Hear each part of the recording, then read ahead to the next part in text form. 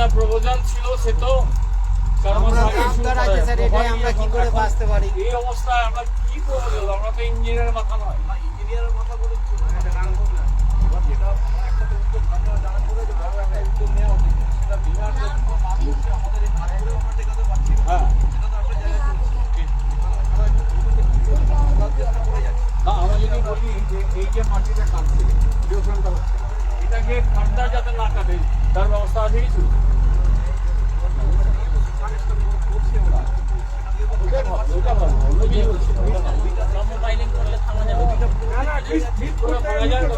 পাথর দিয়ে করতে হবে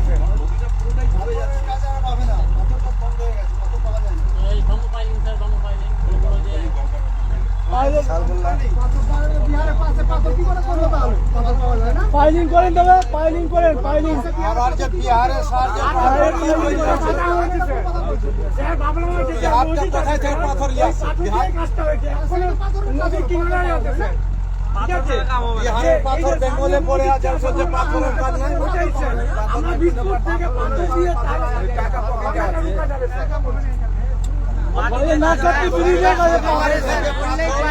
কাজ হচ্ছে, বেঙ্গল হচ্ছে না পাথরের কাজ। করলেই পারবে স্যার, ইচ্ছা করলেই পারবে। পাথরের কাজ না হতে গেলে পাইলিং করো, পাইলিং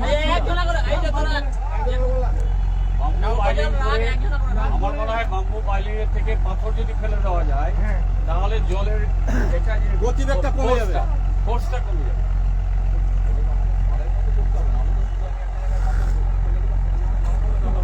না স্যার, সেটা ইঞ্জিনিয়ারের পদ্ধতিতে ফেলতে হবে। আপনারা ডাঙায় হয়ে আসুন, এখানে একটু দেখুন, ব্রিজটা দেখুন কি অবস্থায় আছে, কোথায় পাথর ফেলা যায়, কিভাবে বাঁচানো যায় একটু নেমে দেখে নিতেন তো ভালো হতো স্যার। দেখে নিই। সামনে শিব মন্দির পড়নে वाला আছে, একটু নেমে দেখে নেন শিব মন্দির পড়নে वाला আছে। গোটা গ্রাম শেষে বাঁচানো যায়।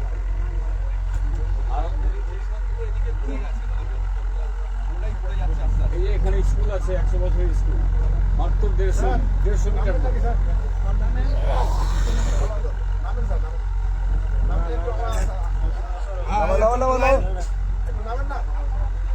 স্পটে দেখেন না স্যার, আপনার ছবিটা দেখেন না, কিন্তু আমাদের কোনো একটা আশ্বাস দেয়, আমাদের যেটুকু কেটে গেছে, কিন্তু নেক্সটে না কাটে সেই আশ্বাস করতে কবে থেকে কাজ শুরু হবে। গ্রামবাসীর একটা বিশ্বাস আছে পাথর দিলে হয়তো বাঁচবে, এই বিশ্বাসের উপর নির্ভর করে আপনারা অন্তত তাদের ট্রাস্টটা ফিরিয়ে আনবে।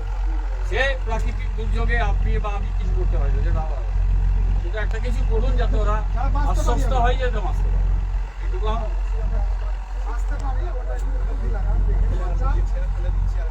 মানিকচককে কি করে বাঁচিয়ে নিল স্যার 10 বছর আগে? মানিকচককে কি করে বাঁচিয়ে রেখেছে? এখনো সরকারই বাঁচিয়ে রেখেছে স্যার, আমাদের তো বাঁচাতে পারবে স্যার?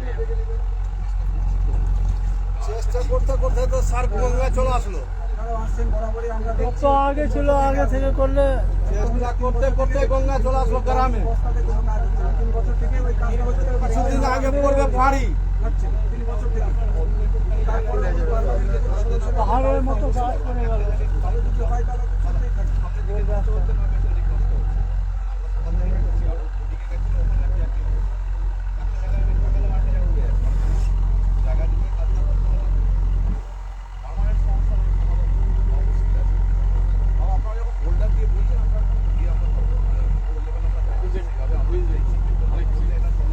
ওই বাঘটা যে ঘুরছে ওইটাই সব একদম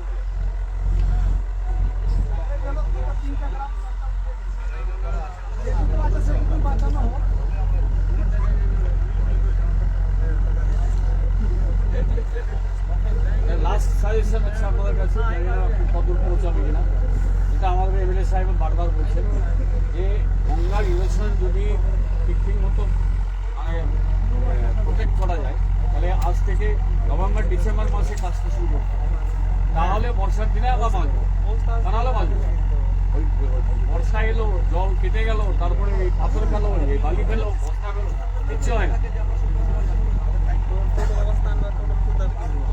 এটা একটা দীর্ঘমেয়াদী পরিকল্পনা নিন না আপনারা, অসুবিধা কোথায়? গভর্নমেন্ট তো আমাদের সরকার তো টাকা দিচ্ছে, অসুবিধা নাই। আপনারা দীর্ঘমেয়াদী একটা পরিকল্পনা করে টাকাটা নিয়ে যদি 4 মাস আগে কাজটা শুরু করেন, করতে করতে মানে একদম যে মেপে ঝুঁকে আমি আজকে কালকে শুরু করবো সেরকম ব্যাপারটা হচ্ছে না, যার জন্য কিছুটা খুব ডিলে হয়ে যাচ্ছে। এরা হচ্ছে আপনারা তো বলে পার, কিন্তু গ্রামবাসী যা মরছে, এই তো এদের অবস্থা খারাপ।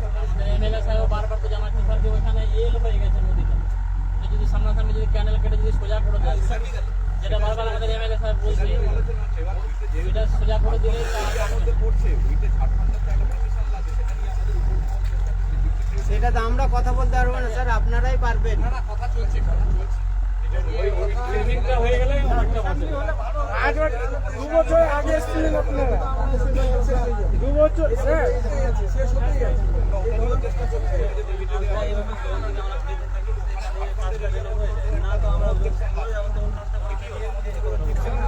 যা কিছু করুন তাড়াতাড়ি করুন, মানে আমাদের একবারে এখানে অব্দি চলে এসছে, এইটা ডুবে গেলে সব শেষ।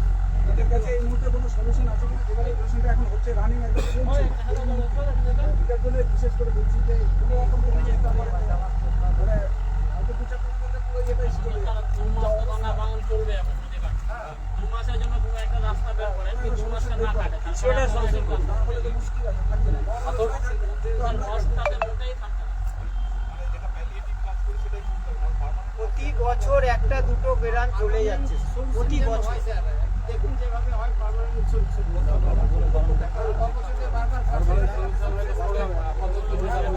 যেটুকু আছে যেটুকু আপনারা কাটে তার রাস্তা করুন। সমাধানটা হচ্ছে রানিং এরা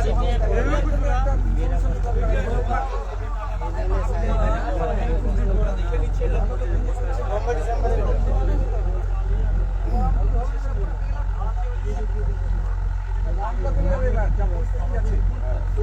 এবারই শেষ হয়ে যাবে। 3 মাস টাইম আছে। যেটাই হবে স্যার কালকে আমাদের এমএলএ সাহেবের সাথে আলোচনা করিয়েন, যেটা আমাদেরকে জানান। স্যার আপনাদেরকে নামতে আপত্তি আছে? সব না, শুধু দেখে নিন, ওরা স্যাটিসফাইড হবে, স্যাটিসফাইড হবে। স্যার একটু হেঁটে দেখে নেন স্যার, স্যার একটু নিচে আসলে ভালো হতো স্যার, হাত জোর করে বলছি আপনাকে, হাত জোর করে বলছি আপনাকে একটু নেমে দেখে ঠিক দেখুন। আছে, ওরা দেখেছে তো। আপনি যদি দেখে থাকেন তাহলে কোনো ব্যাপার না।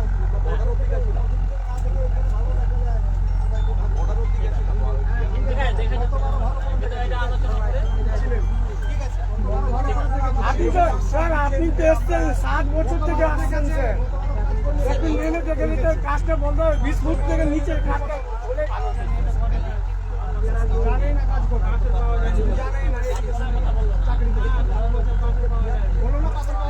স্যার একটু নেমে দেখে নিতেন স্যার, হাত জোর করে বলছি। শিব মন্দির স্যার এক্ষুনি করবে 1 ঘন্টার ভিতরে শিব মন্দিরটা একটু নেমে দেখে নিলে খুবই ভালো হবে, একটু নেমে দেখে নিলে খুবই ভালো হবে।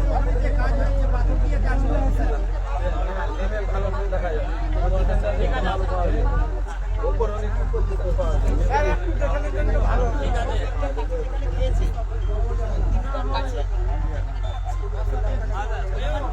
এখনো চলছে স্যার, আতরের ব্যবস্থা করেন একটু, এইভাবে এখনো চলছে স্যার। এতটা জল আছে স্যার।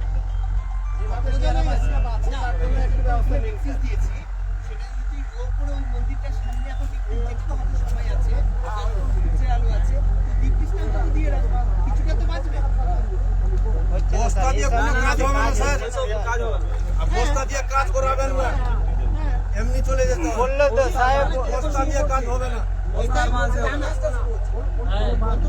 বস্তা দিয়ে কাজ করাবেন না, না পারলে ছেড়ে দেন। বস্তা দিয়ে কোনো কাজ হবে না, যদি বস্তা দিয়ে কাজ বস্তা ফেললেই লাভ দিব হবে না, না স্যার, সরকারের টাকা পাতে চলে যাবে। বস্তা চলবে না। আমি একটু বলে দিই আপনাদের তরফ থেকে বলে দিই। বস্তা দিয়ে বলা হয়েছে স্যার একটু শুনে নিন, বস্তা দিয়ে কাজ করলে এদের বিশ্বাসটা হচ্ছে যে বস্তা যে কাজটা হচ্ছে সেটা জলে চলে যাচ্ছে, টাকাও জলে চলে যাচ্ছে, কন্ট্রাক্টরের মাঝখান থেকে লাভ হচ্ছে, পাবলিকের কিছু হচ্ছে না। বরং যে অবস্থা আছে ওই অবস্থা থাক, বস্তা ভাগিয়ে দিল। কাজ করবে না।